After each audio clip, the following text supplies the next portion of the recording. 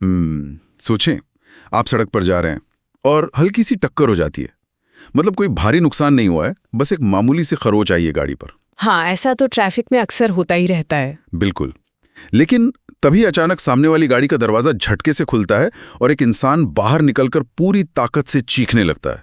मतलब उसकी आंखें एकदम लाल हैं, मुट्ठियां कसी हुई हैं, गले की नसें बिल्कुल तन गई हैं। और वो पूरी तरह से अपना आपा खो चुका है ना? एकदम सही।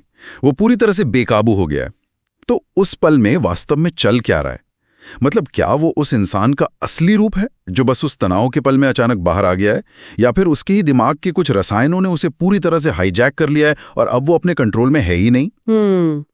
ये मनोविज्ञान और जीव विज्ञान के चौराहे पर खड़ा एक बहुत ही दिलचस्प सवाल है। क्योंकि मतलब जब भी हमारे समाज में क्रोध की या गुस्से की बात होती है तो उसे सीधे तौर पर इंसान की चरित्र की खामी बता दिया जाता है। लोग कहते हैं कि इसकी तो आदत ही खराब है। बिल्कुल, उसे एक बुरी आदत का टैग दे दिया जाता है। उसे हमेशा नैतिकता के चश्मे से देखा जाता है कि गुस्सा करना पाप है या बुरा है। लेकिन अगर हम उस नैतिकता को थोड़ी देर के लिए एक तरफ रख दें और केवल उस क्षण में, मतलब उस पर्टिकुलर मोमेंट में शरीर के भीतर चल रही जैविक प्रक्रियाओं को देखें, तो हम पाएंगे कि क्रोध कोई अमूर्त भावना नहीं है। तो फिर ये क्या है? ये एक अत्यंत जटिल लेकिन मापी जा सकने वाली और बहुत ही सटीक जैविक प्रक्रिया है। एक पूरी बायोलॉजिकल मशीनरी है इसके पीछे। और आज के इस डीप डाइव का हमारा मुख्य मिशन भी यही है। मतलब आज की इस गहन चर्चा में हम किसी नैतिकता या दर्शन की बात नहीं करेंगे, हम सीधे इस बायोलॉजिकल ब्लूप्रिंट के भीतर जाएंगे। बिल्कुल। हम ये समझने की कोशिश करेंगे कि ये जो रासायनिक उफान आता है ये आखिर क्यों आता है, मस्तिष्क का अलार्म सिस्टम कैसे काम करता है, और सबसे बड़ी बात, अगर ये सब केवल रसायन विज्ञान है तो क्या हम इसे अपने पक्ष में हैक कर सकते हैं? और इस जानकारी का सबसे बड़ा उद्देश्य यही है कि लोग क्रोध को एक रहस्यमयी या अजेय शक्ति मानने के बजाय इसे एक वैज्ञानिक तंत्र के रूप में देखना शुरू करें। मतलब जब किसी इंसान को ये पता चल जाता है कि कोई मशीन अंदर से कैसे काम कर रही है, तो वो उस मशीन के सामने बेबस महसूस नहीं करता। हाँ, वो खुद उस मशीन को चलाना सीख जाता है। एकदम सही, वो उसके लीवर्स खींचना और बटन दबाना सीख जाता है। तो आइए सबसे पहले इस मशीन की बुनियादी डिजाइन को समझते हैं। हमारे स्रोतों के अनुसार विकासावधि दृष्टिकोण मतलब इवोल्यूशनरी बायोलॉजी एक बहुत ही अलग कहानी बयां करती है। एक सिद्धांत है जिसे रिकैलिब्रेशन थ्योरी या पुनर्गणना सिद्धांत कहा जाता है। इसके हिसाब से गुस्सा हमेशा विनाशकारी या बुरा नहीं होता, असल में ये एक रक्षक तंत्र है। जी, एक डिफेंस मैकेनिज्म। हाँ, ये तब सक्रिय होता है जब किसी के साथ अन्याय होता है या जब कोई हमारी सीमाएं लांघने की कोशिश करता है। इसे आप ऐसे समझिए कि विकासवादी जीव विज्ञान के नजरिए से क्रोध हमारे सिस्टम का कोई बग या खराबी नहीं है। अच्छा। हाँ, बल्कि बहुत ही जरूरी फीचर है। ये एक ऐसा सामाजिक संकेत है जो इंसानों के अस्तित्व को बचाए रखने के लिए विकसित हुआ है। मतलब जब हमारी अपेक्षाएं वास्तविकता से मेल नहीं खाती, मान लीजिए किसी ने एक कबीले में अपने हिस्से का पूरा काम किया लेकिन उसे शिकार का उसका वाजिब हिस्सा नहीं मिला, तो उसे गुस्सा आएगा। बिल्कुल। उसका मस्तिष्क तुरंत इसे एक विफलता के रूप में दर्ज करता है। वहां क्रोध ये संकेत देने के लिए पैदा होता है कि कुछ गलत है और संतुलन बिगड़ गया है और इसे तुरंत ठीक करने की जरूरत है। मतलब ये निष्पक्षता को बढ़ावा देने का एक आदिम तरीका है। अगर मैं इसे रोजमर्रा की भाषा में कहूँ तो क्रोध मूल रूप से हमारे घर में लगे एक स्मोक अलार्म की तरह है। हाँ, बहुत ही सटीक उदाहरण है। यदि घर के किसी कोने में धुआं उठ रहा है तो अलार्म का बजना कोई बुरी बात नहीं है। हम तो चाहेंगे कि वो बजे ताकि हम समय पर आग बुझा सकें। लेकिन यहाँ मुझे एक बहुत बड़ा विरोधाभास नजर आता है। कैसा विरोधाभास? अगर ये अलार्म इतना ही उपयोगी है, इतना ही प्राकृतिक और जरूरी है, तो फिर ये इंसानी जीवन में इतनी तबाही क्यों मचाता है? मतलब इसके कारण परिवार टूट जाते हैं, लोग जेल चले जाते हैं, नौकरियां खत्म हो जाती हैं। एक रक्षक तंत्र इतना आत्मघाती कैसे हो सकता है? समस्या उस स्मोक अलार्म के बजने में नहीं है। समस्या इस बात में है कि उस अलार्म की आवाज सुनते ही हमारा मस्तिष्क किस तरह का आपातकालीन प्रोटोकॉल लागू करता है। और इसका पूरा श्रेय हमारे मस्तिष्क के बहुत ही गहराई में छिपे बादाम के आकार के छोटे से हिस्से को जाता है। अमिगडाला। जी हाँ, अमिगडाला, जिसे भावनाओं का केंद्र भी कहते हैं। ये शब्द हमने कई बार सुना है। जिसे अक्सर अमिगडाला हाईजैक का नाम दिया जाता है। तो जब ये स्मोक अलार्म बजता है तो ये अमिगडाला असल में करता क्या है अंदर? अमिगडाला हमारे मस्तिष्क का रडार है। इसका एकमात्र काम बस खतरे को भांपना है। लाखों साल पहले ये खतरा कोई जंगली जानवर हो सकता था, आज के जमाने में ये ऑफिस में बॉस का कोई अपमानजनक ईमेल हो सकता है, या फिर यहाँ ट्रैफिक में आगे घुसती हुई कोई कार हो सकती है। बिल्कुल। और मजे की बात यह है कि अमिगडाला इन दोनों में कोई फर्क नहीं करता। उसके लिए ईमेल और शेर दोनों बराबर खतरे हैं। अरे बाप रे। जैसे ही उसे खतरा महसूस होता है, वो तुरंत फाइट और फ्लाइट यानी लड़ो या भागो प्रतिक्रिया को चालू कर देता है। और यहाँ जो सबसे खतरनाक बात होती है वो ये है कि अमिगडाला इस काम के लिए हमारे मस्तिष्क के तार्किक हिस्से, जिसे प्रीफ्रंटल कॉर्टेक्स कहते हैं, उससे कोई इजाजत नहीं लेता। वो उसे पूरी तरह से बाईपास कर देता है। एकदम बाईपास कर देता है, उसे शट डाउन कर देता है। तो अगर मैं इसे दिमाग में एक विजुअल की तरह बनाऊं तो अमिगडाला एक क्लब के बहुत ही आक्रामक और थोड़ा से पागल बाउंसर की तरह है। हाँ बिल्कुल। क्लब में थोड़ी सी भी गड़बड़ी होती है तो ये बाउंसर स्थिति को समझने की कोशिश ही नहीं करता। वो सीधे क्लब के समझदार मैनेजर, मतलब हमारा जो प्रीफ्रंटल कॉर्टेक्स है, उसका कॉलर पकड़ता है और उसे ही क्लब से बाहर फेंक देता है। बहुत खूब, ये एकदम सही एनालॉजी है। वो कहता है कि यहाँ सोचने का समय नहीं है, अब मैं सब संभालूंगा, तुम बाहर जाओ। मतलब सोचने समझने वाला हिस्सा पूरी तरह से बंद हो जाता है। जी। और जब वो तार्किक मैनेजर बाहर हो जाता है ना, तब उस क्लब के अंदर असल तबाही शुरू होती है। मस्तिष्क का एक और हिस्सा है हाइपोथैलेमस।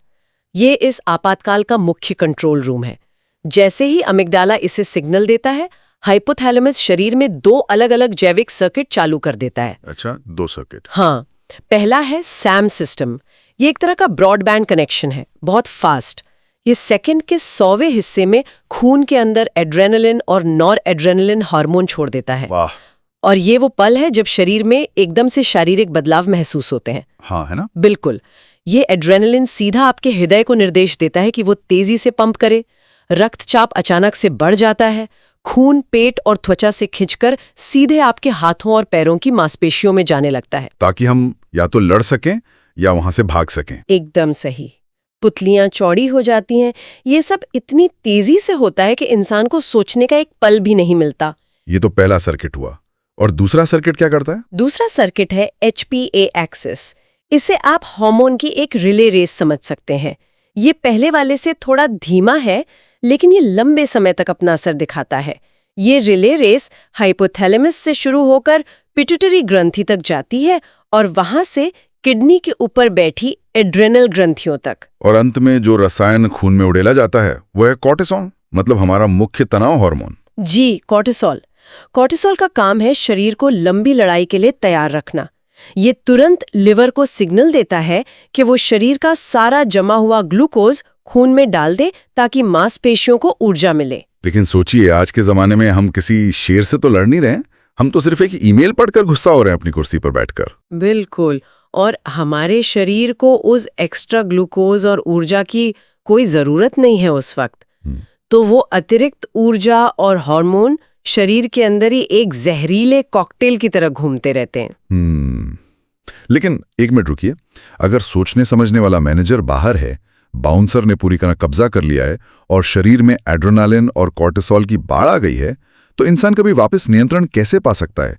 ये तो ऐसा लग रहा है कि हमारी बायोलॉजी ने हमें इस केमिकल कॉकटेल का पूरी तरह से गुलाम बना दिया है। और यहीं पर जीव विज्ञान हमें एक बहुत ही आश्चर्यजनक भागने का रास्ता भी देता है। और ये रास्ता इस पूरे रासायनिक बाढ़ की टाइमलाइन में छिपा है। एड्रेनालिन और कॉर्टिसोल का ये जो बायोलॉजिकल विस्फोट होता है वो स्वाभाविक है, आप उसे शुरू होने से नहीं रोक सकते। हाँ, वो तो ऑटोमेटिक है। लेकिन क्या आप जानते हैं कि इन रसायनों का हमारे रक्त प्रवाह में जीवन चक्र कितना लंबा होता है? कितना? केवल 90 सेकेंड। रुकिए, क्या सिर्फ 90 सेकेंड? जी, सिर्फ 1.5 मिनट। ये लैब के किसी प्रयोग में सुनने में बहुत अच्छा लगता है, लेकिन व्यावहारिक रूप से ये सच कैसे हो सकता है? मतलब मान लीजिए किसी सहकर्मी ने पूरी टीम की मीटिंग में मेरे काम का मजाक उड़ाया है। हाँ। वो अपमान मेरे अंदर आग लगा देता है। 90 सेकंड तो मुझे अपनी कुर्सी से उठकर रिएक्ट करने में ही लग जाएंगे। 90 सेकंड बहुत कम समय है। अगर ये सच में 1.5 मिनट का रसायन है तो लोग हफ्तों, महीनों या सालों तक एक ही बात पर कैसे उबलते रहते हैं? और यही वो बिंदु है जहां हमें ये समझना होगा कि रसायन खुद क्या कर रहा है और हम अपने विचारों से उस रसायन के साथ क्या कर रहे हैं। इसे 90 सेकंड की खिड़की कहा जाता है। न्यूरोलॉजी के अनुसार जब पहली बार कोई ट्रिगर होता है तो रसायन ऊपर जाता है और ठीक 90 सेकंड के भीतर वो रक्त प्रवाह से साफ होना शुरू हो जाता है। वो अपने आप शांत हो जाता है। अच्छा। लेकिन इंसान ऐसा होने नहीं देता। तो मतलब हम उस आग में खुद ही घी डाल रहे हैं। बिल्कुल डाल रहे हैं। हम इसे 90 मिनट का जाल कहते हैं। 90 सेकंड के बाद मूल रसायन तो खत्म हो गया, लेकिन अब इंसान उस घटना का मेंटल रीप्ले शुरू कर देता है। वो सोचता है, उसने मुझे ऐसा कैसे कहा, उसकी हिम्मत कैसे हुई, मुझे उसे वहीं पर ये जवाब देना चाहिए था।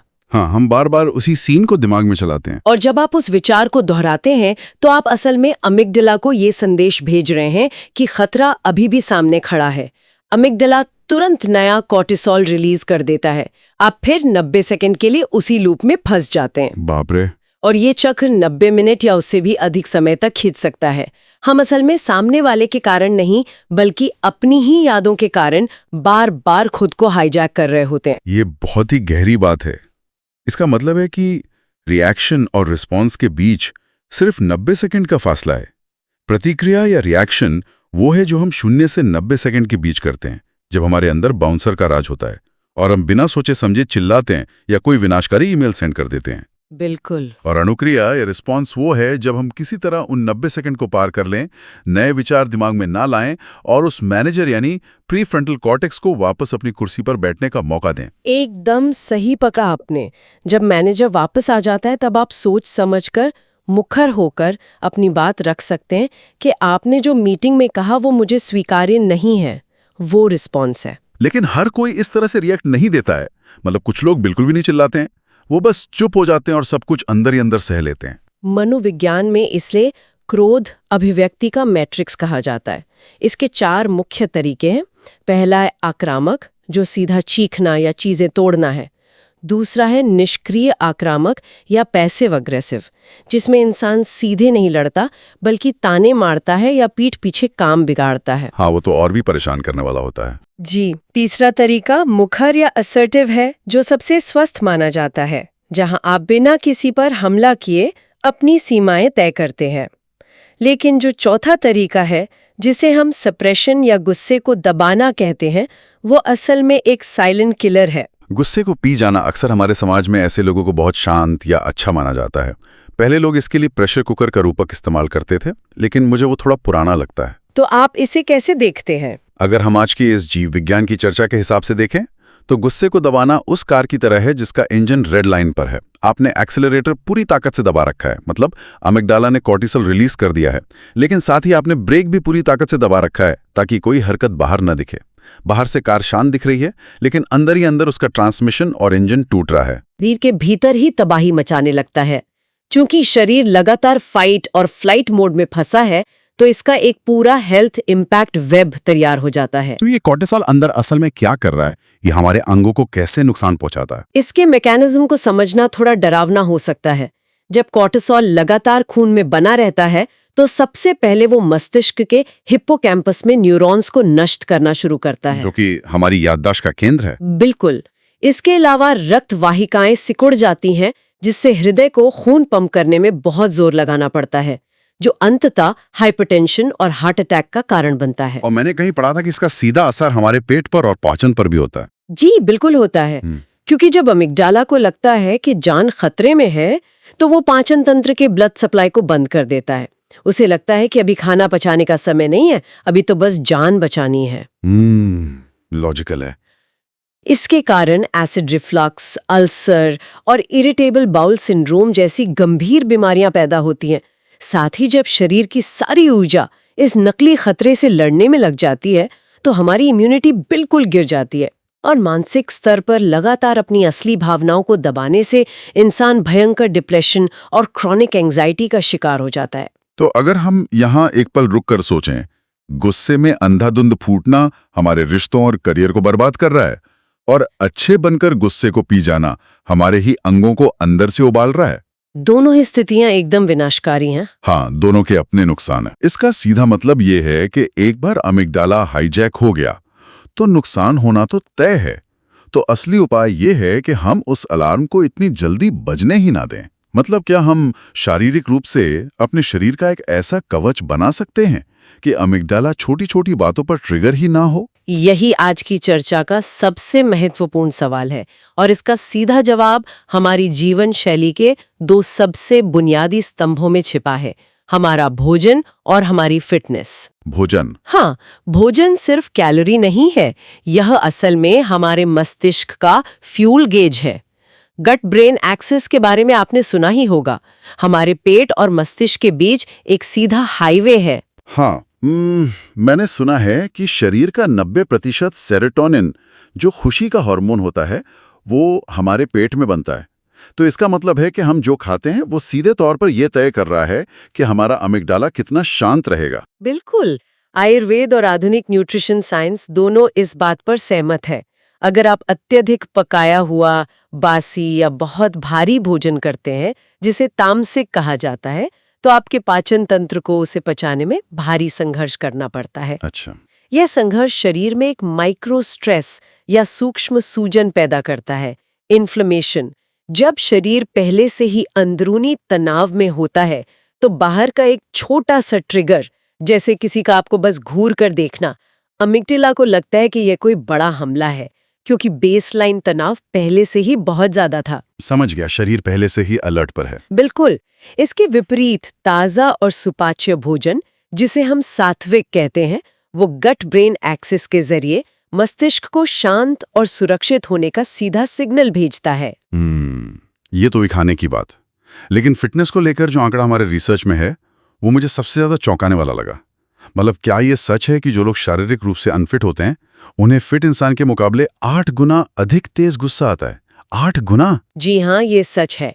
मतलब क्या मेरे जिम न जाने की वजह से मेरा अमिगडाला पैरानॉइड हो गया है, शक्की हो गया है? कुछ हद तक आप ऐसा कह सकते हैं। अरे बाप रे। इसके पीछे की बायोलॉजी बहुत ही स्पष्ट है। देखिए, एक अनफिट इंसान का शरीर रोजमर्रा के छोटे छोटे कामों में भी संघर्ष करता है। 2 मंजिल सीढ़ियां चढ़ना या थोड़ा तेज चलना भी उसकी हार्ट रेट को अचानक बढ़ा देता है। उसका नर्वस सिस्टम हमेशा एक थकावट की स्थिति में रहता है, और एक थका हुआ शरीर असल में एक डरा हुआ शरीर होता है। वाह, थका हुआ शरीर डरा हुआ शरीर होता है। बिल्कुल, वो तनाव हार्मोन्स के प्रति बहुत अधिक सेंसिटिव हो जाता है। दूसरी तरफ जब आप रेगुलर एक्सरसाइज करते हैं, तो आप जानबूझकर अपने शरीर को कंट्रोल स्ट्रेस देते हैं, जैसे वजन उठाना या दौड़ना। इससे आपका शरीर उस एड्रेनालिन और कोर्टिसोल को प्रोसेस करने का अभ्यस्त हो जाता है। तो शरीर को पता होता है कि इन केमिकल्स को कैसे हैंडल करना है। जी, एक फिट शरीर का नर्वस सिस्टम बहुत लचीला होता है। वो छोटी बातों पर घबराकर अमिगडाला को कमांड नहीं सौंपता। यह बहुत ही तार्किक बात है। फिटनेस केवल मसल्स बनाने के लिए नहीं है, बल्कि यह अमिगडाला को शांत रखने की एक ट्रेनिंग है। लेकिन चलिए एक बहुत ही प्रैक्टिकल सिचुएशन लेते हैं। हाँ, बताइए। मान लीजिए मैंने कल जिम मिस कर दिया था।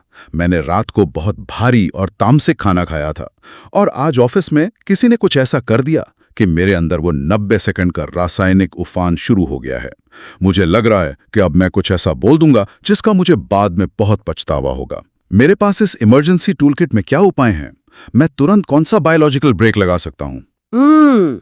जब केमिकल बाढ़ आ चुकी हो ना, तो आपको बायोलॉजिकल कूलेंट्स की जरूरत होती है। सबसे पहला और सबसे क्विक उपाय है अपने शारीरिक संकेतों को पहचानना। जैसे ही आप महसूस करें कि आपकी मुट्ठी कस रही है या जबड़ा भिंच रहा है, उस शारीरिक प्रतिक्रिया को वहीं रोक दें। जानबूझकर अपनी मुट्ठियां खोल दें और अपने कंधों को नीचे की तरफ एकदम ढीला छोड़ दें। लेकिन सिर्फ शरीर को ढीला छोड़ने से क्या होगा? रसायन तो अभी भी खून में दौड़ रहे हैं ना? जब आप मुट्ठी खोलते हैं और कंधे ढीले करते हैं, तो आप अपनी मांसपेशियों से मस्तिष्क को एक रिवर्स फीडबैक भेज रहे होते हैं। अमिगडाला सोच रहा है कि आप लड़ने वाले हैं, लेकिन शरीर वापस मैसेज भेज रहा है कि यहाँ तो सब रिलैक्स है भाई। अच्छा, ये एक विरोधाभास पैदा करता है। हाँ, और ये विरोधाभास अमिगडाला के सिग्नल को कमजोर कर देता है। ये तो अद्भुत है। और इसके तुरंत बाद क्या करना चाहिए? इसके तुरंत बाद आता है 3 सेकंड की सांस का चक्र। 3 सेकंड के लिए गहरी सांस अंदर लें और 3 सेकंड में बाहर छोड़ें। गहरी सांस लेना मतलब बुरा मत मानिएगा, लेकिन ये तो हर कोई कहता है। ये बहुत ही घिसा पिटा या आध्यात्मिक क्लीशे लगता है। क्या सच में इसके पीछे कोई ठोस विज्ञान है? मैं समझ सकती हूँ कि ये क्लीशे लगता है, लेकिन ये बिल्कुल भी आध्यात्मिक नहीं है। ये विशुद्ध न्यूरोलॉजी है। अच्छा, कैसे? अनबूझकर गहरी और लयबद्ध सांस लेते हैं तो आप असल में अपनी वेगस नर्व को स्टिमुलेट करते हैं। ये नर्व सीधे आपके हृदय गति को धीमा करती है और मस्तिष्क को एक रासायनिक संदेश भेजती है कि वातावरण सुरक्षित है। तो ये असल में एक हैक है। बिल्कुल, ऑक्सीजन का ये प्रवाह दिमाग को हैक करने का एक बायोलॉजिकल पासवर्ड है। ये अमिगडाला को सीधे शटडाउन कमांड देता है और आपके प्रीफ्रंटल कॉर्टेक्स को वापस चालू कर देता है। तो ये कोई फिलॉसफी नहीं है बल्कि एक बायोलॉजिकल स्विच है। और उस 90 सेकंड के दौरान जो विचार आ रहे हैं उनका क्या करें? क्योंकि दिमाग तो बार बार उसी अपमान की तरफ भागेगा ना कि उसने ऐसा क्यों कहा। इसीलिए हमारी इमरजेंसी टूल किट का तीसरा कदम है आंतरिक संवाद या सेल्फ टॉक। आपको अपने दिमाग को उस 90 मिनट की लूप में जाने से रोकना ही होगा। खुद को बस ये याद दिलाएं कि ये सिर्फ एक रासायनिक प्रक्रिया है जो भी गुजर जाएगी, और अगर संभव हो तो शारीरिक रूप से उस स्थान से उठकर बाहर चले जाएं। जगह बदल लें। हाँ, थोड़ा टहलने। चलना यानी वॉकिंग कॉर्टिसोल को शरीर से बाहर निकालने का सबसे तेज तरीका है, क्योंकि ये उन हार्मोन्स को मांसपेशियों के जरिए जला देता है। और एक बार जब वो 90 सेकंड का तूफान शांत हो जाए, हमारा मैनेजर अपनी कुर्सी पर वापस आ जाए, हाँ, तब क्या करना चाहिए? तब आपको एक और बहुत महत्वपूर्ण काम करना चाहिए, जर्नलिंग, मतलब डायरी लिखना। अपने ट्रिगर्स को लिखें। ये सिर्फ पुरानी यादें सहेजने का काम नहीं है। तो ये क्या करता है? जब आप अपनी भावनाओं को शब्दों का रूप देते हैं और उन्हें कागज पर उतारते हैं, तो ये प्रक्रिया आपके मस्तिष्क के भाषा और तर्क वाले हिस्से, मतलब उसी प्रीफ्रंटल कॉर्टेक्स में नए न्यूरल पाथवे बनाती है। आप असल में अपने तर्क वितर्क के तंत्र को कसरत करवा रहे हैं, ताकि अगली बार जब अमिगडाला हाईजैक करने की कोशिश करे तो आपका वो मैनेजर इतना मजबूत हो कि बाउंसर उसे आसानी से बाहर न निकाल सके। क्रोध हमारी नियति नहीं है, ये हमारा चरित्र भी नहीं है, ये सिर्फ और सिर्फ हमारी जीव विज्ञान है, हमारी बायोलॉजी है। बिल्कुल, हम अपने खून में बहने वाले रसायनों के गुलाम नहीं है। 90 सेकंड का वो छोटा सा ठहराव, अपनी मुट्ठियों को खोलने का निर्णय, गहरी सांस का वो बायोलॉजिकल पासवर्ड और एक सही जीवन शैली, हाँ, सही खाना और फिटनेस, जी, ये सब चीजें हमें रिएक्शन के उस अंधे कुएं से निकालकर एक समझदारी भरी रिस्पॉन्स के प्रकाश की ओर ले जा सकती हैं। और ये बात हर किसी को इसलिए जाननी चाहिए क्योंकि ये सिर्फ मन की शांति का कोई छोटा मोटा मुद्दा नहीं है, ये असल में एक जीवन रक्षक जानकारी है। ये केवल 90 सेकंड के एक अंधाधुंध रासायनिक उफान के कारण हमारे सबसे कीमती रिश्तों, हमारे वर्षों के बनाए करियर और हमारे खुद के शारीरिक अंगों को तबाह होने से बचा सकती है। हम अपनी ही कार का ट्रांसमिशन तोड़ने से बच सकते हैं। बिल्कुल सही कहा आपने। जब कोई इंसान उस 90 सेकंड की खिड़की को सफलतापूर्वक पार कर लेता है ना, तो वो केवल एक झगड़े को नहीं टालता, बल्कि वो अपने जीवन और अपने शरीर पर अपनी ऑटोनॉमी यानी अपनी स्वायत्तता वापस ले लेता है। वो ये तय करता है कि उसका जीवन कैसे चलेगा, न कि उसके हार्मोन। तो जैसा कि हमने बिल्कुल शुरुआत में कहा था, जब कोई इंसान ट्रैफिक में अचानक आप पे चीखने लगता है या जब आप खुद को किसी पर बेवजह चिल्लाते हुए पाते हैं, तो वो आपका या उसका असली रूप नहीं है, वो बस अमिगडाला का हाईजैक है। लेकिन अब इस विस्तृत चर्चा के बाद आपके पास उस हाईजैक को रोकने का पासवर्ड आ गया है। जी बिल्कुल। और ये पासवर्ड मुझे एक बहुत ही गहरे और विचारोत्तेजक सवाल के साथ छोड़ जाता है। अगर हम केवल अपनी मुट्ठियां खोलकर, अपनी सांसों की लय को बदलकर और मात्र 90 सेकंड का ठहराव लेकर क्रोध जैसी इतनी आदिम, विनाशकारी और शक्तिशाली भावना को पूरी तरह से हैक कर सकते हैं, तो जरा सोचिए कि हमारे शरीर के भीतर छिपे ऐसे ही और बायोलॉजिकल पासवर्ड से हम और कौन सी मानवीय भावनाओं पर विजय प्राप्त कर सकते हैं। ये एक बहुत ही दिलचस्प विचार है ना? क्या हम अपने सबसे गहरे डर या अपनी पुरानी उदासी को भी इसी तरह हैक कर सकते हैं? ये निश्चित रूप से खुद के भीतर एक प्रयोग करने लायक बात है। ये सच में न्यूरोसाइंस और आत्मान्वेषण का अगला बड़ा सवाल है। इसी विचार के साथ आज की इस गहन चर्चा को यहीं विराम देते हैं। अपने 90 सेकंड की ताकत को पहचानें। आप दोनों का, मतलब आप सभी सुनने वालों का और आपका भी बहुत बहुत धन्यवाद। धन्यवाद।